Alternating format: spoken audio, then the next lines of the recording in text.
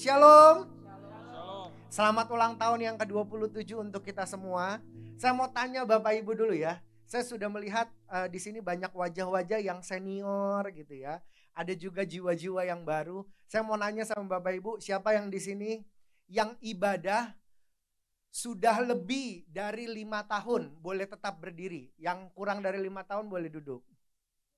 Oh, oke. Cukup banyak ya. Oke, saya masih mau nanya Bapak Ibu. Yang sudah lebih dari 10 tahun tetap berdiri. Yang sudah lebih dari 10 tahun. Sudah mulai kelihatan wajahnya yang senior-senior ya. Oke, saya mau tanya Bapak Ibu yang sudah lebih dari 15 tahun tetap berdiri. Yang lebih dari 15 tahun. Yang lebih dari 15 tahun tetap berdiri. Termasuk pengerja ya, pengerja juga yang udah kurang dari 15 tahun duduk dulu. Biar kita tahu nih wajah-wajah yang senior yang mana ya. Oke, saya mau nanya yang sudah lebih dari 20 tahun boleh tetap berdiri. Yang kurang dari 20 tahun silakan duduk.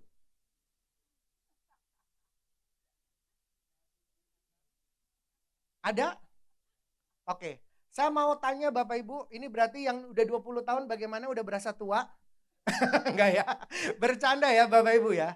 Nah, saya mau kasih sedikit apresiasi nih yang udah 20 tahun ada di tempat ini. Jadi tema khotbah hari ini adalah keluarga yang berbuah. Hari ini saya bawa buah buat Bapak Ibu yang sudah 20 tahun lebih. Boleh Aurel kasih? Ini buah apel Bapak Ibu ya. Ini apel yang terbaik yang ada di toko buah. Kenapa saya bilang terbaik? Ini yang termahal yang ada di toko buah ya. Jadi ini pulang, Bapak Ibu yang masih berdiri ya. Bapak Ibu waktu nanti pulang ke rumah, makan apel ini dengan penuh sukacita ya. Jangan nggak dimakan ya. Ini pokoknya apel yang terbaik ya. Dari Jakarta Family Church kasih Bapak Ibu. Ini karena kesetiaan Bapak Ibu sudah ada di tempat ini. Kalau kurang apelnya masih ada di depan. Ya Bapak Ibu ambil dulu coba. Yang sudah lebih dari 20 tahun ada di tempat ini. Boleh dong kasih tepuk tangannya buat teman-teman yang setia. Oke. Ya, Bapak Ibu yang sudah lebih dari 20 tahun di tempat ini, percayalah. Silakan duduk, silakan duduk, silakan duduk. Yang belum dapat apel dikasih ya. Nanti ya. Oke. Saya mau kasih tahu sama Bapak Ibu, percaya lagi nih. Silakan duduk teman-teman. Pemusik boleh di sini aja boleh? Oke. Kalau ada yang mau ke toilet dulu boleh silakan. Nah, Bapak Ibu percaya 20 tahun kesetiaan Bapak Ibu ada di tempat ini, termasuk semua yang ada di tempat ini, itu menghasilkan buah. Sama-sama katakan menghasilkan buah. Amin Bapak Ibu. Oke, 30 menit ke depan kita akan bicara tentang keluarga yang berbuah. Boleh tampilkan slide pertama. By the way Bapak Ibu ngomong-ngomong, saya di tempat ini itu sudah sekitar 21 atau 22 tahun. Betul ya Pak Michael ya? Betul ya. Kita ada di tempat ini sudah 21 atau 22 tahun gitu ya. Itu dari saya kelas 3 SD saya ingat masih di sekolah minggu di tempat ini. Sampai dengan hari ini sudah 22 tahun saya ada di tempat ini. Saya merasakan ada buah di tempat ini. Amin Bapak Ibu. Artinya kita sama-sama bertumbuh dan berkembang ada di tempat ini. Oke, bicara tentang, ini slide yang pertama betul? Keluarga yang berbuah, hari ini kita mau bicara tentang keluarga yang berbuah. Kalau hari ini Bapak Ibu lihat di depan sudah ada keranjang buah gitu ya. Itu mendukunglah tema khotbah hari ini gitu ya. Nanti pulang dari tempat ini, selesai dari tempat ini kita ada fellowship. Bapak Ibu coba rasakan buah-buah itu gitu ya. Nah itu salah satu buah dari Jakarta Family Church gitu ya. Nah boleh next slide. Kalau bicara tentang keluarga yang berbuah, hari ini kita ada sama-sama 27 tahun Bapak Ibu. 27 tahun menurut saya untuk sebuah gereja itu bukan waktu yang sebentar. Setuju nggak? Ada banyak komunitas gereja, ada banyak wadah dimanapun gitu ya. 27 tahun itu bukan waktu yang sebentar. Menurut saya pribadi itu waktu yang lama, itu membuktikan bahwa penyertaan Tuhan itu tetap ada untuk tempat ini. Amin.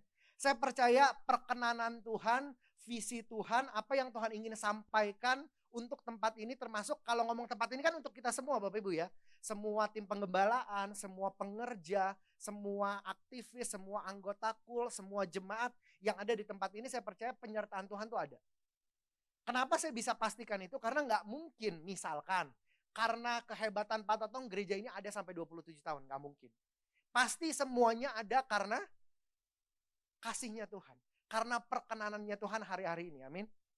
Nah, kalau bicara tentang Jakarta Family Church Bapak Ibu, kalau Bapak Ibu tadi yang datangnya on time sudah melihat video perjalanan gereja kita dari tahun 1990 berapa tuh ya berarti ya? 97 ya. Dari 97 diceritakan pertama kali ibadah di Esa Unggul, kemudian pindah ke Graha Medika yang sekarang jadi Siloam, betul ya. Kemudian pindah ke AKR. Saya percaya sampai dengan hari ini jadi Jakarta Family Church itu semua karena perkenanan Tuhan. Kalau ngomongin Jakarta Family Church, Bapak Ibu saya harus cerita sedikit. Karena ini hari ulang tahun kita ya. Jadi kita bicara tentang wadah kita Jakarta Family Church. Jadi kalau Bapak Ibu lihat logonya yang ada di depan gitu ya. Ini kan pasti ada yang nanya ya, kenapa sih namanya Jakarta Family Church? Jadi waktu pindah dari Wisma AKR dulu namanya GBI Wisma AKR Kebonjeruk. Kan kalau pindah ke tempat ini nggak mungkin namanya sama ya Bapak Ibu ya. Gedungnya udah pindah. Akhirnya tim penggembalaan, Pak Totong, Pak Michael bersama-sama dengan semua tim juga ada kabit-kabit berdoa sama Tuhan. Tanya sama Tuhan apa yang Tuhan ingin lakukan untuk tempat ini. Dulu namanya belum ada Jakarta Family Church gitu ya. Namanya juga masih bingung nih GBI Kebonjeruk atau apa gitu ya. Singkat cerita Bapak Ibu kita sepakat, kita berdoa, kita berdiskusi, meeting, nanya gitu ya. Akhirnya kita putuskan lewat perkenanan dan tuntunan Tuhan yang ditaruh lewat hati kita masing-masing. Namanya adalah Jakarta Family Church. Sama-sama katakan family. Kenapa family? Karena kita percaya bahwa lewat nilai kekeluargaan itu pasti Tuhan akan berkenan. Setuju gak Bapak Ibu? Amin. Makanya logonya kalau Bapak Ibu lihat, Bapak Ibu sadari gak? Logo di huruf J, di atas huruf J yang ada di depan, itu apa Bapak Ibu? Ada yang menyadari? Itu bukan cuma sekedar lingkaran atau demi lingkaran, enggak. Kalau Bapak Ibu sadari itu ada 3 bagian yang melambangkan anggota keluarga, yang mewakili seorang ayah, ibu, dan seorang anak. Jadi apa maksudnya Bapak Ibu? Saya mau sampaikan bahwa gereja ini punya visi yang jelas gitu ya. Selain visi yang ditetapkan dari Rayon gitu ya. Yaitu menjadi keluarga kerajaan Allah yang memenangkan jiwa-jiwa dan berdampak bagi dunia. Setuju gak Bapak Ibu? Berarti awal mula kalau kita ngomongin tentang visi GBI Rayon 1H, artinya kita harus menjadi keluarga yang berbuah. Amin. Kita bukan cuma jadi keluarga yang baik dong, enggak. Harus menjadi keluarga yang berbuah, yang buahnya itu bisa dirasakan sama orang lain. Yang mengerti sama-sama katakan yes. Oke, boleh di next slide. Hari ini kita mau sama-sama membahas Bapak Ibu. Percayalah bahwa keluarga itu adalah identitas yang Tuhan izinkan ada dalam kehidupan kita. Amin. Satu konsep yang perlu kita pahami, baik keluarga ada di tempat ini maupun keluarga kita secara physically yang ada di rumah, kita sebagai seorang ayah, kita sebagai seorang ibu, kita sebagai seorang anak gitu ya. Saya percaya itu adalah identitas yang Tuhan izinkan terjadi dalam kehidupan kita. Kenapa? Saya pernah berpikir Bapak Ibu, kalau pasangan hidup itu kita yang pilih lewat tuntunan Tuhan, betul nggak Bapak Ibu? Tapi kalau keluarga, seorang ayah, ibu, anak, itu tuh nggak bisa dipilih, setuju nggak? Betul nggak Bapak Ibu? Bapak Ibu dilahirkan jadi seorang anak A, Bapak Ibu dilahirkan dan ada di tempat ini punya anak B, C gitu ya. Semuanya itu semuanya penetapan Tuhan, setuju nggak? Artinya satu hal pola pikir yang harus kita pahami sama-sama bahwa begini. Segala sesuatu yang Tuhan tetapkan menjadi identitas dari kita lahir, percayalah itu yang terbaik dari Tuhan. Amin. Kenapa Tuhan gak kasih kita free will? Kenapa Tuhan gak kasih saya nih seorang Gama, oh kenapa saya gak dilahirkan di keluarganya Pak Daniel Silaban? Kenapa harus dilahirkan di keluarga Pak Michael? Saya percaya itu adalah sebuah identitas yang Tuhan izinkan terjadi. Kenapa? Garis bawahi sama-sama bahwa karena Tuhan gak mau kita salah pilih.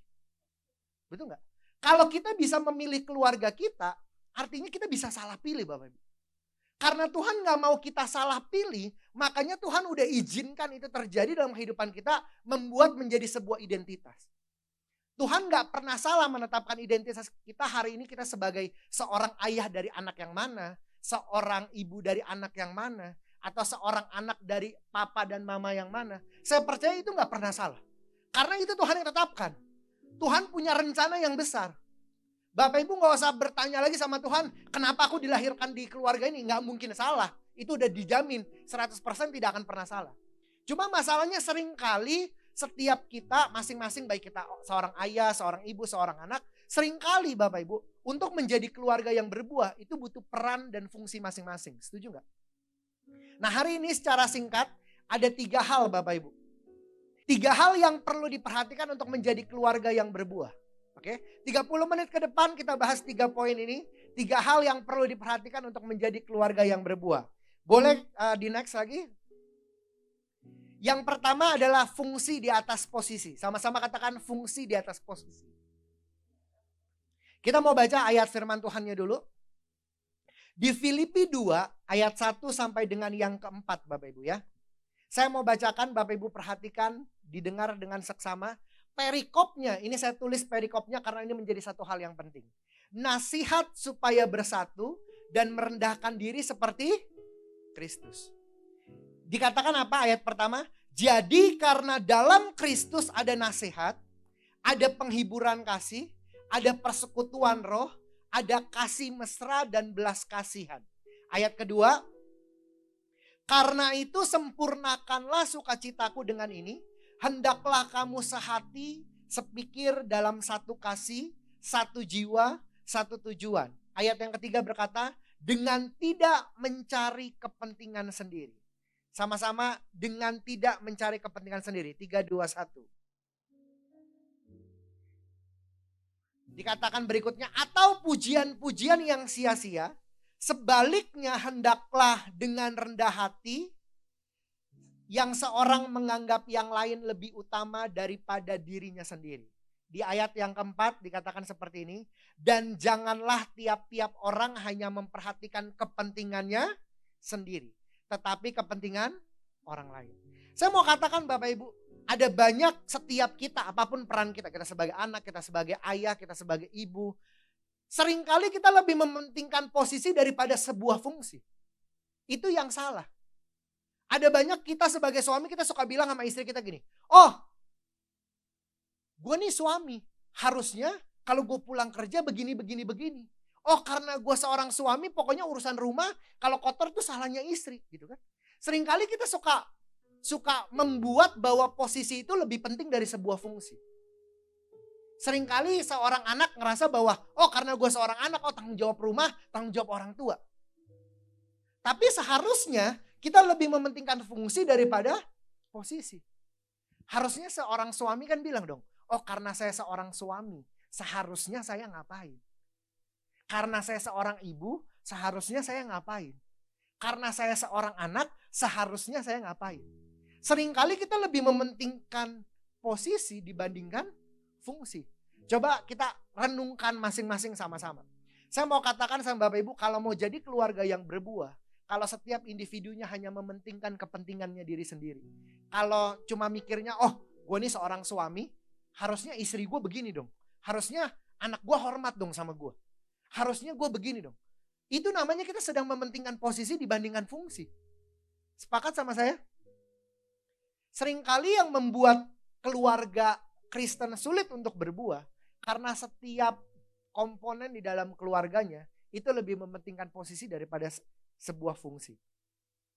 Kita harus sadari sama-sama bahwa di dalam perikop ini itu jelas Bapak Ibu ya. Kalau mau mementingkan fungsi di atas posisi, perikopnya jelas. Itu adalah nasihat untuk apa? Merendahkan. Boleh slide-nya dikeluarin? Di sini tulisannya apa? Nasihat supaya bersatu dan merendahkan diri seperti Kristus. Jadi kalau Bapak Ibu berkata, oh oke sepakat bahwa yang namanya fungsi itu lebih penting dari sebuah posisi, nggak ada cara yang lain. Kita harus bersatu di dalam keluarga dan merendahkan diri seperti Kristus. Kalau kita belajar tentang kerendahan hati seorang yang namanya Kristus, itu adalah menurut saya adalah kerendahan hati yang paling luar biasa. Kalau kita mau keluarga kita berbuah Bapak Ibu, kita harus merendahkan hati kita. Apa pulang dari tempat ini coba mulai direfleksikan diri masing-masing termasuk saya. Apalagi kan saya baru menikah ya. Saya menikah tuh baru 4 tahun Bapak Ibu. Jadi masih baru banget. Jadi kalau ngomong mau keluarga yang berbuah masih banyak hal yang perlu saya pelajari juga. Dan dari yang saya baca di dalam Alkitab, Salah satu cara untuk bagaimana kita bisa menjadi keluarga yang berbuah, kita harus mengutamakan fungsi kita. Coba mulai dipikirkan seorang suami, seorang anak, seorang istri, fungsinya itu yang benar seperti apa. Amin. Yang mulai mengerti boleh angguk-anggukin kepala sedikit. Oke. Yang kedua, poin yang kedua adalah be real, be you. Ada banyak orang-orang Kristen hari-hari ini itu lebih mementingkan apa yang di luar daripada apa yang di dalam. Iya enggak? Sosial medianya itu isinya smile semua. Sosial medianya itu isinya baik semua. Sosial medianya terlihat pokoknya nih manusia paling perfect. Semuanya isinya pokoknya yang baik-baik. Ya iyalah, nggak ada orang yang mau menyebarkan kesedihan atau pergumulannya di sosial media, Bapak Ibu. Betul nggak? Di dalam 1 Korintus 13 ayat 4 sampai yang ke-8. Ini akan menjadi ayat yang kita akan bahas dari poin kedua dan poin yang ketiga. Dikatakan apa? Kasih itu sabar. Kasih itu murah hati. Ia tidak cemburu. Ia tidak memegahkan diri dan tidak sombong. Di ayat yang kelima dikatakan ia tidak melakukan yang tidak sopan. Dan tidak mencari keuntungan diri sendiri. Ia tidak pemarah dan tidak menyimpan kesalahan orang lain. Dikatakan ayat yang ke-6, ia tidak bersuka cita karena ketidakadilan, tetapi ia bersuka cita karena kebenaran. Saya percaya Bapak Ibu, di ayat ke-7 dilanjutkan, ia menutupi segala sesuatu, percaya segala sesuatu, mengharapkan segala sesuatu, sabar menanggung segala sesuatu. Saya percaya Bapak Ibu, belakangan ini anak saya tuh sering nyanyi di sekolah minggu. Mungkin yang anaknya sekolah minggu di sini, ini lagi jadi lagu favorit. Ya, lagunya apa? K-A-S-I-H. Tahu gak lagu itu Bapak Ibu? Tahu ya? Tahu kan lagunya? Udah gitu lagu itu berkata apa? Kasih itu sabar, tidak suka marah-marah, gitu kan? Sering kali gini, ini lagu sekolah minggu Bapak Ibu. Tapi kalau kita nyanyiin di rumah gitu ya, itu benar-benar buat kita loh. Iya enggak? Jangan sampai loh nanti anak sekolah minggu nyanyiin Bapak Ibu, mama papanya di rumah lagi marah-marah dinyanyiin begitu. Iya jangan sampai, masa kita lagi marah-marah di rumah gitu ya. Kamu ini tiba-tiba kasih itu sabar, tidak suka marah-marah gitu kan. Saya mau katakan sama Bapak Ibu, poin yang kedua ini penting. Kenapa? Be real, be you, kita harus jadi apa yang ada dalam kehidupan kita. Seringkali Bapak Ibu, saya suka bilang sama Felis gitu ya. Kadang-kadang saya kalau ketemu sama orang atau saya pelayanan di luar Bapak Ibu ya. Sebenarnya bukan fake, enggak. Tapi kan kalau kita ketemu sama orang baru, kita harus to be nice. Paham gak Bapak Ibu? Maksudnya kita harus jadi orang yang baik. Ya dong. Senyumnya kalau senyum 3 jari saya 4 jari. Biar waktu kenal sama orang, deket sama orang, waktu pelayanan di tempat yang baru pertama kali kita datang, ada kesan ramah. Oh ini anak Tuhan ramah banget ya, baik, senyum mulu itu. Kadang-kadang waktu saya sampai mobil habis pelayanan gitu ya, saya suka bilang sama Felix gini, aduh capek banget ya. Capek kenapa? Kadang-kadang kita harus senyum banget gitu kan. Kadang kita harus, oh iya Pak, ngobrol gak berhenti gitu ya. Kita harus pakai jas, perut ditahan, bahu diangkat. Iya dong kan biar posturnya bagus gitu ya. Ini sepanjang saya khotbah juga begitu Bapak Ibu. Ini kalau gak ditahan luber semua ya. Nah tapi saya mau bilang ini cuma ilustrasi contoh aja Bapak Ibu. Kadang-kadang untuk kita menutupi apa yang kita gak suka tuh capek loh. Kadang-kadang saya sampai mobil sampai rumah gitu ya. Ketika ganti baju yang gombrong udah bolong-bolong itu kan lebih nyaman, betul gak Bapak Ibu? Saya suka bilang sama Felix gini, duh capek banget ya seharian ini gitu ya. Misalkan khotbah 2 kali, 3 kali, udah gitu harus senyum-senyum, duduk harus tegak gitu ya. Gak bisa selonjoran gitu ya. Kan biasanya kayak gitu.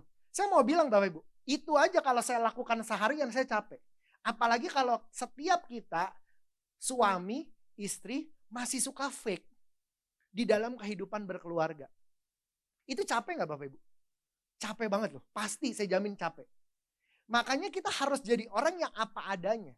Dikatakan kasih itu tuh suka sama kebenaran. Betul gak? Kalau kasih suka sama kebenaran, artinya kita melakukan segala sesuatu yang benar. Yang mengerti katakan yes. Jadi mulailah jadi diri kita apa adanya, tapi sesuai dengan perintah Kristus. Setuju gak Bapak Ibu? Jangan juga, emang gue begini apa adanya, ngomong sekeras-kerasnya ya udah masa bodoh. Kan nggak begitu. Tapi kita belajar bagaimana peran kita sebagai suami, sebagai istri, sebagai anak. Untuk kita jadi ingin berbuah, kita harus jadi apa adanya. Kita harus transparan, setuju nggak Bapak Ibu? Kita harus jujur satu sama lain. Kalau ada masalah jangan ditutupin gitu ya. Kita harus jadi apa adanya. Dan kalau bicara tentang menjadi keluarga yang berbuah Bapak Ibu.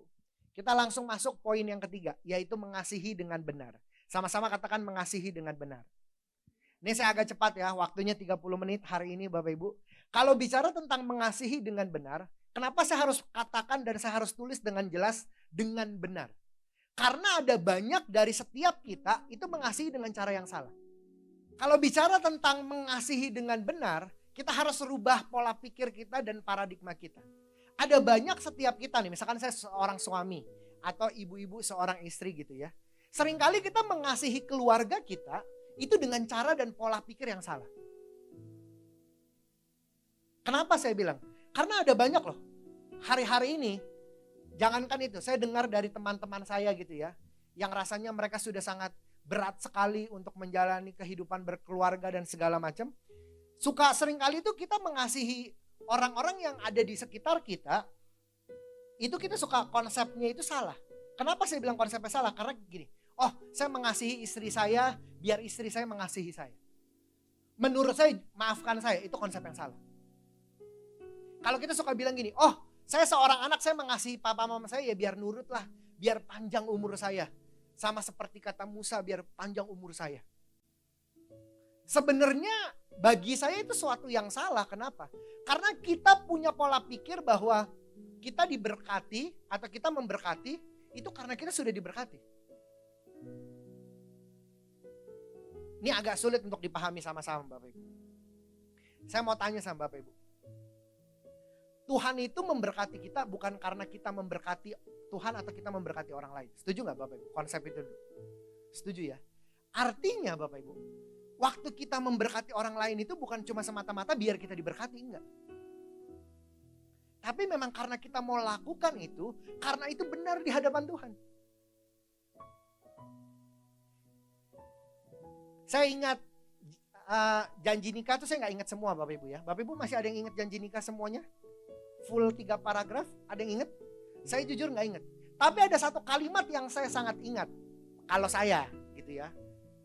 Di situ tertulis di janji nikah. Bapak Ibu di sini yang sudah menikah boleh bilang, kayak punya banyak masalah hidup ya? Enggak ya? Kalau Bapak Ibu yang sudah menikah kan mengucapkan janji nikah ya, kalau secara Kristen ya. Di situ tertulis gini, aku akan mengasihi engkau seperti Tuhan Yesus mengasihi jemaatnya. Betul nggak? Jemaat Tuhan tuh pada jahat-jahat gak? Saya mau tanya Bapak Ibu, jemaat Tuhan itu semuanya baik? Semuanya gak pernah berbuat dosa? Enggak kan? Bagaimana cara Tuhan Yesus mengasihi jemaatnya? Maksudnya itu begini, sekalipun jemaatnya gak datang ke gereja tetap Tuhan berkati. Betul gak? Gak tiba-tiba Tuhan masukin neraka kan? Enggak kan? Sesadis-sadisnya jemaat, Tuhan tetap mengasihi jemaatnya gak? Tetap mengasihi jemaat. Saya mau kasih tahu, konsep mengasihi yang saya tangkap di dalam keluarga ini adalah apapun yang terjadi sama pasangan kita, sama anak kita harus tetap mengasihi. Karena itu konsep mengasihi yang Tuhan ajarkan dalam kehidupan kita. Kita harus mengasihi dengan cara yang benar, dengan konsep yang benar, karena kita tahu Bapak Ibu, yang tadi saya bilang, berkat mengasihi itu tuh, saya tulis di sini adalah gini, karena berkat itu adalah sebab bukan akibat. Saya ulangi ya, karena berkat itu adalah sebab bukan akibat. Karena kita diberkati sama Tuhan, makanya kita melakukan kebenaran Tuhan. Bukan kita melakukan kebenaran biar diberkati sama Tuhan, itu salah. Adam dan Hawa diberkati sama Tuhan sebelum mereka tahu bahwa perpuluhan itu benar. Betul gak? Udah diberkati loh sama Tuhan. Adam dan Hawa udah diberkati Tuhan, dia gak tahu ngasih persembahan caranya gimana. Dia gak tahu datang pergi ke gereja gimana, tapi udah dikasih sama Tuhan. Artinya berkat itu adalah sebab, bukan akibat. Kalau konsep itu kita pahami dan kita sama-sama yakini di dalam bagaimana cara kita mengasihi dengan cara yang benar. Menurut saya bagaimana kita mengasihi keluarga kita, istri kita, suami kita, anak-anak kita, orang tua kita. Itu akan jadi cara yang berbeda. Setuju gak Bapak Ibu? Karena konsepnya bukan, oh gue begini karena gue begini ya. Gue begini karena gue begini ya, bukan. Tapi karena murni bahwa Bapak Ibu tahu Tuhan Yesus mengasihi Bapak Ibu, makanya Bapak Ibu mengasihi orang lain. Sampai di sini bisa nangkap sesuatu Bapak Ibu? Kalau bicara tentang keluarga yang berbuah, itu artinya harus beres dulu di dalam keluarganya baru bisa berbuah. Setuju nggak? Di dalam nanti Bapak Ibu bisa dengar khotbah Pak Niko nanti di minggu ketiga. Saya percaya pasti akan bicara tentang bagaimana berbuah gitu ya. Dikatakan apa? Kalau mau berbuah Bapak Ibu, itu harus dibersihkan dulu. Nah mungkin momen-momen ini adalah momen-momen di mana kita harus dibersihkan sama Tuhan. Karakter kita dirubah. Cara pola pikir kita dirubah. Amin Bapak Ibu. Kalau mau berbuah, saya percaya Tuhan pasti berkenan asal cara kita benar. Kalau bicara keluarga yang bahagia Bapak Ibu ya, itu sebenarnya pola pikir atau patokannya itu agak sulit. Karena saya mau bilang begini, kalau ya, keluarga yang paling bahagia di muka bumi ini adalah keluarga yang paling kaya raya, harusnya berarti kita nggak bisa jadi keluarga yang bahagia dong. Kan konsepnya salah, betul nggak? Bapak Ibu tahu minggu kemarin lagi ada pernikahan orang terkaya nomor 1 di Asia? Di Asia, nomor 1 terkaya di Asia.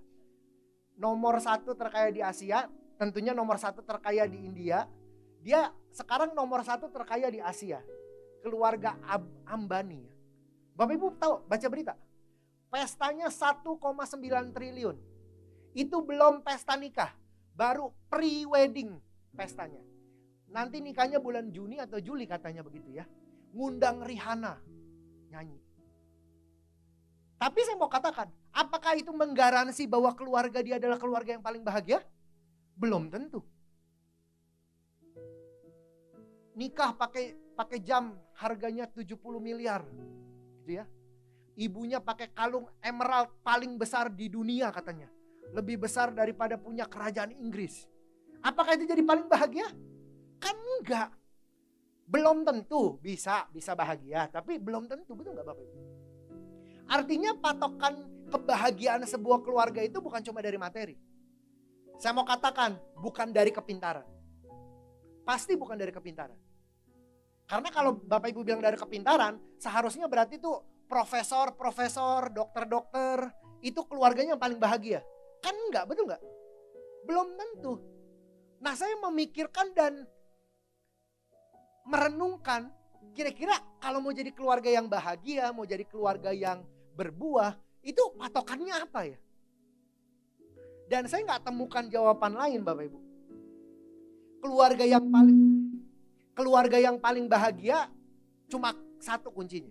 Adalah keluarga yang mengandalkan Tuhan dan berjalan sesuai dengan tuntunan Tuhan. Cuma itu doang, setuju gak Bapak Ibu? Termasuk keluarga kita di tempat ini Jakarta Family Church akan jadi gereja yang berbuah. Itu bukan ketika nanti LED-nya diganti jadi satu gedung gedenya, enggak. Bukan ketika nanti lampunya jadi ada 100 lampu di sini, enggak. Tapi ketika gereja ini mengerti, mengandalkan Tuhan, dan mengerti tujuan Tuhan untuk gereja ini visinya apa. Termasuk bagi setiap kita di tempat ini. Para kepala keluarga punya tugas yang cukup berat. Apa saya mau bilang tugasnya adalah berdoa sama Tuhan, cari tuntunan Tuhan, keluarganya mau dibawa kemana sama Tuhan. Itu dong. Kan itu berat loh Bapak Ibu. Kalau Bapak Ibu gak deket sama Tuhan, Bapak Ibu gak akan pernah denger itu. Saya ulangi. Seringkali kalau kita nyasar Bapak Ibu, kemarin saya ada pergi ke rumah teman saya yang cukup jauh dan saya gak tahu alamatnya. Bapak Ibu bayangkan, kalau saya gak punya handphone, yang handphonenya gak ada sinyalnya Bapak Ibu, saya bisa sampai ke tujuan gak? Enggak. Saya mau ketik itu di Google Maps berapa ribu kali pun dia gak akan menimbulkan jawaban yang akurat. Karena gak ada sinyalnya.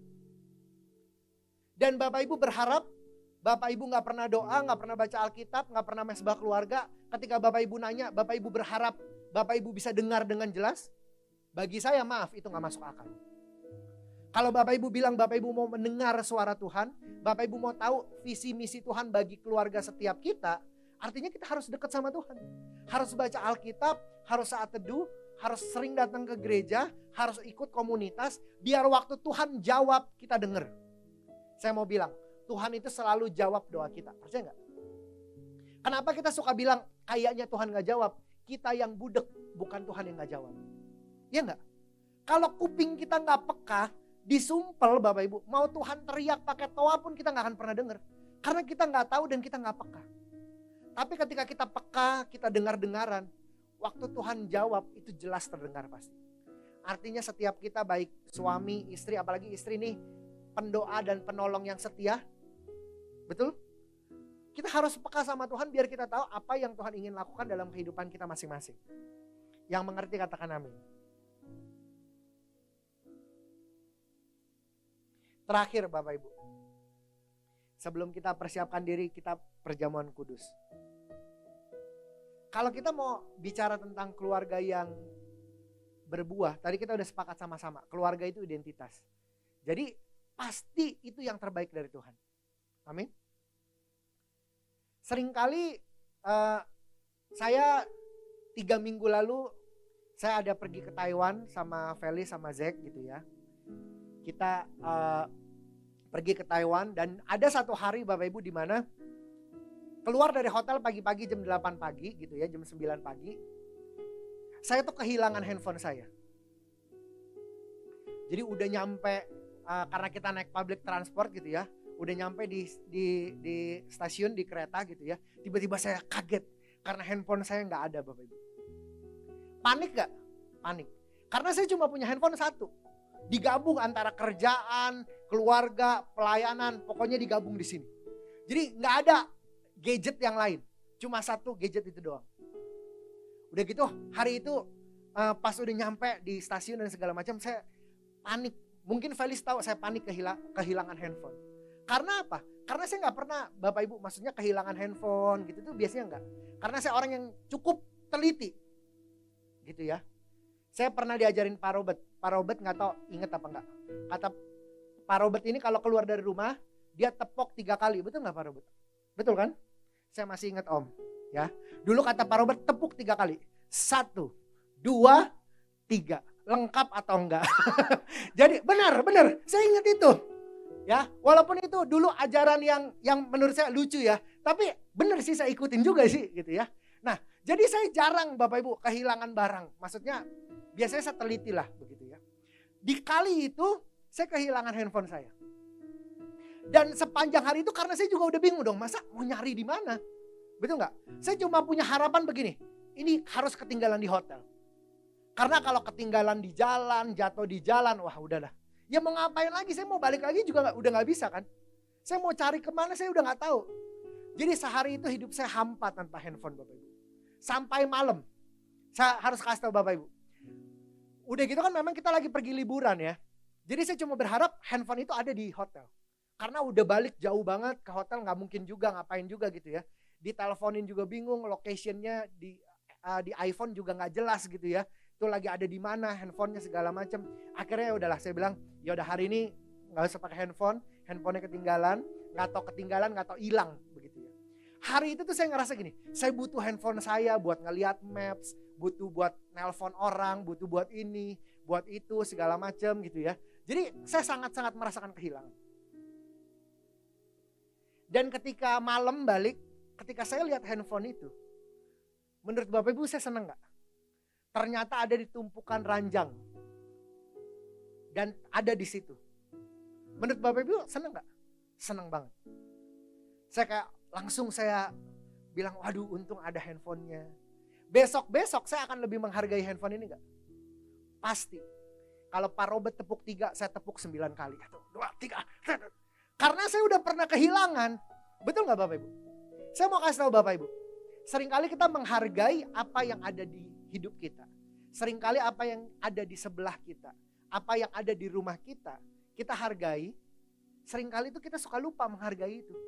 Sampai kita kehilangan, baru kita tahu pentingnya orang itu.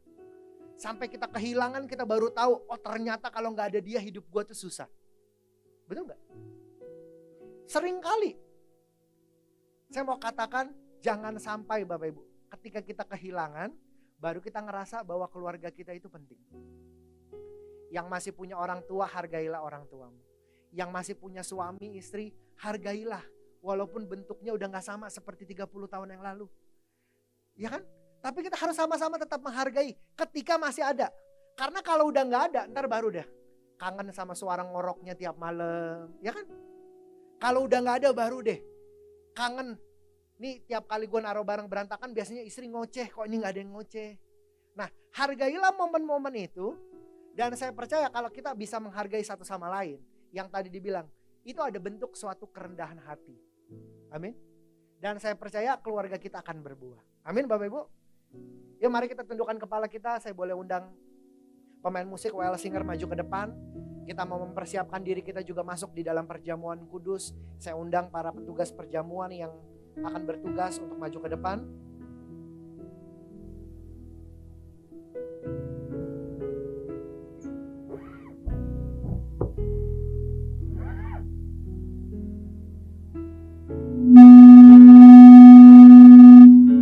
Oleh karena kemurahan Tuhan, ku ada sampai hari ini. Oleh karena kebaikan Tuhan, janji-Mu terjadi bagiku. Oleh karena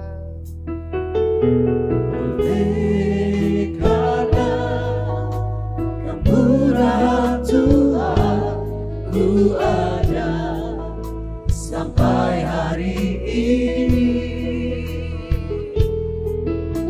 Oleh karena kebaikan Tuhan, janji-Mu terjadi bagiku. katakan Percaya berkat-Mu atasku berlimpah, kebajikan kemurahan selalu mengikutiku. Ku puji, ku mari kita bangkit berdiri bersama. Mari katakan aku percaya berkat-Mu atasku berlimpah, kebajikan kemurahan selalu mengikutiku. Ku puji, ku sembah Kau Tuhan. Katakan aku percaya. Aku percaya. Mari berdoa Bapak Ibu berdoa. Berkat-Mu atasku berlimpah, kebajikan kemurahan selalu mengikutiku. Ku puji, ku sembah Kau Tuhan. Biar singer saja nyanyikan lagu ini. Mari kita berdoa Bapak Ibu. Berdoa sama Tuhan. Biar sebelum kita masuk dalam perjamuan ini, mari minta ampun sama Tuhan. Buat setiap pelanggaran, dosa yang kita lakukan. Baik itu sengaja maupun enggak, minta ampun sama Tuhan. Kebajikan kemurahan Mengucap syukur sama Tuhan. Buat keluargamu hari ini. ku puji, ku sembah Kau Tuhan. Mari berdoa masing pribadi, lepas pribadi berdoa sama Tuhan. Tuhan layakkan keluarga kami di hadapan Tuhan. Ampuni ya Tuhan setiap pelanggaran kesalahan kami ya Tuhan.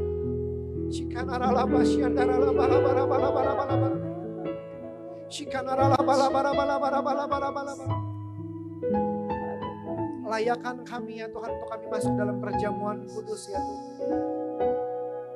Mari Bapak Ibu silakan duduk, perjamuan boleh dibagikan. Mari sama-sama katakan dengan lembut, katakan aku percaya. Aku percaya. Perjamuan kudus khusus untuk orang yang sudah percaya, anak-anak di bawah 12 tahun jangan mengambil.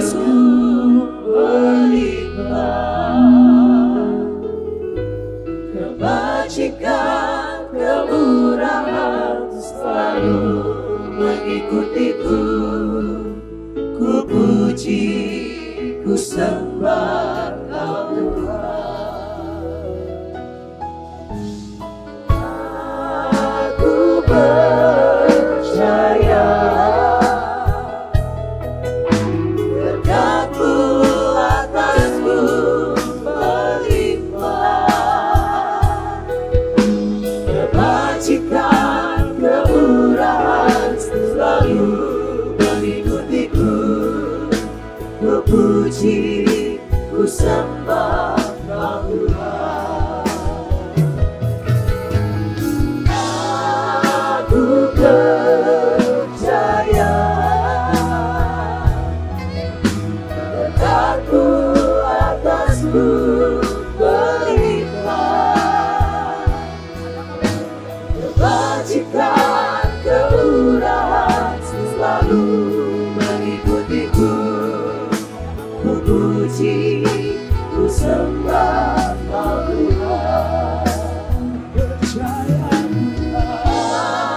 Aku percaya. Adakah Bapak Ibu yang belum mendapatkan, boleh angkat tangan biar petugas kami memberikan perjamuan. Mari kita bangkit berdiri bersama. Kebajikan, kemurahan selalu mengikutiku. Ku puji, ku sembah Kau Tuhan.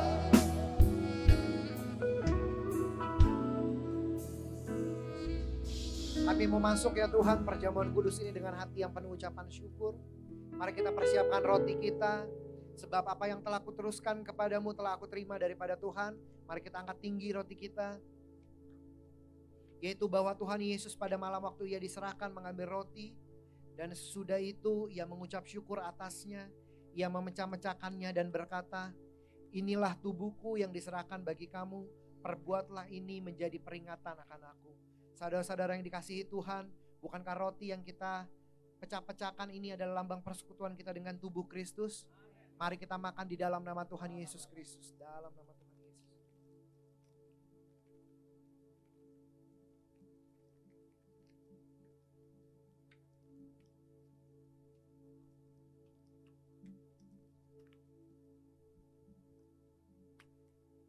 Mari kita angkat cawan kita tinggi di hadapan Tuhan.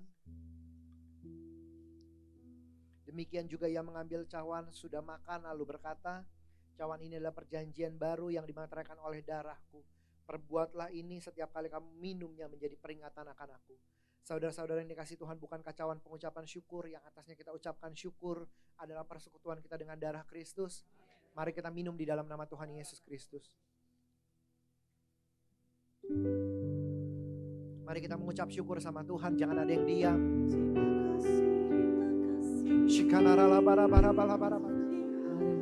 Kami yakin perjamuan ini mendatangkan berkat ya Tuhan.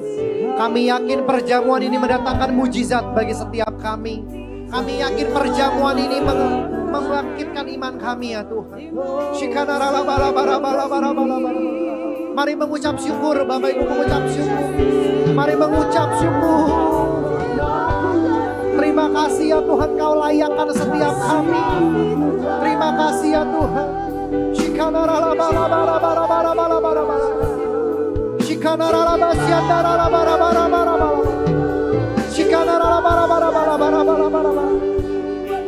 Mari kita yang bisa berbahasa roh, kita bangkitkan roh kita.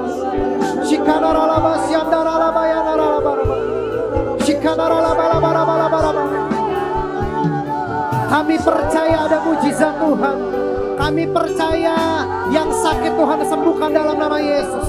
Kami perkatakan ya Tuhan, bilu Bilur-bilur-Mu menyucikan setiap kami. Bilur-bilur-Mu menyembuhkan setiap kami ya Tuhan.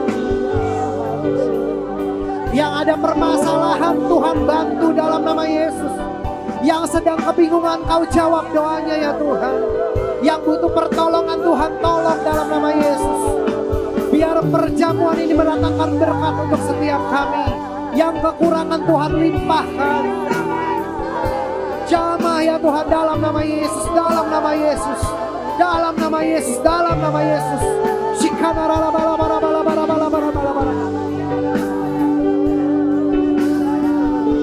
Mari kita angkat kedua tangan kita tinggi di hadapan Tuhan. Terima kasih Yesusku, terima kasih Yesusku. Puji syukur hanya bagi Tuhanku. Terima kasih Yesusku, terima kasih Yesusku. Puji syukur hanya bagi. Mari sekali lagi dengan segenap hati katakan terima kasih Tuhan. Terima kasih Yesusku, terima kasih Yesusku. Puji syukur hanya bagi Tuhanku. Terima kasih Yesusku, terima kasih Yesusku. Puji syukur hanya bagi Tuhan. Puji syukur, Puji syukur hanya bagi Tuhan. sekali lagi katakan Puji syukur hanya bagi Tuhanku. sorak-sorakan haleluya.